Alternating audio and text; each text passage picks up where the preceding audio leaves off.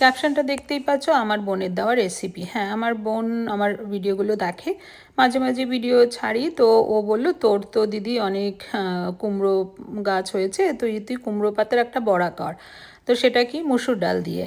তা আমি যাই হোক, ও ভয়েস মেসেজ দিয়েছিল, ওটা শুনেই করলাম।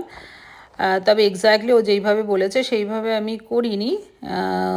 একটু সময়ের আর কি, আমি মানে তাড়াতাড়ি করার চেষ্টা করেছিলাম, তার জন্য মুসুর ডাল ভিজিয়ে রেখেছিলাম, তার মধ্যে পেঁয়াজ আর রসুন দিয়ে কালো জিরে দিয়ে একসাথে বেটে নিয়েছি, যেটাও বলেছিল যেটা পরে দিতে, এই পাতাটার মধ্যে যখন এটা দেবো তো উপরে উপরে দিতে।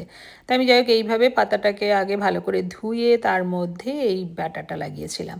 তার আগে বলে দিই, মুসুর ডালের মধ্যে চালের গুঁড়ো দেওয়ার কথা ছিল, কিন্তু চালের গুঁড়ো আমার কাছে ছিল না।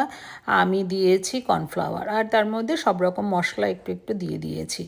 আর পাশে ছিল আমার কতগুলো কুমড়ো ফুল, সেইগুলোও আমি আজকে এই মুসুর ডালের ব্যাটারটা দিয়েই করলাম। তো বেশ ভালো হয়েছিল। হ্যাঁ, গরম গরম খেতে পারলে সব কিছুই ভালো লাগে। তা আমার কাছে বেশ ভালোই লেগেছিলো আইডিয়াটা, তাই আজকে ছিল এটাই আমার বোনের দেওয়া রেসিপি।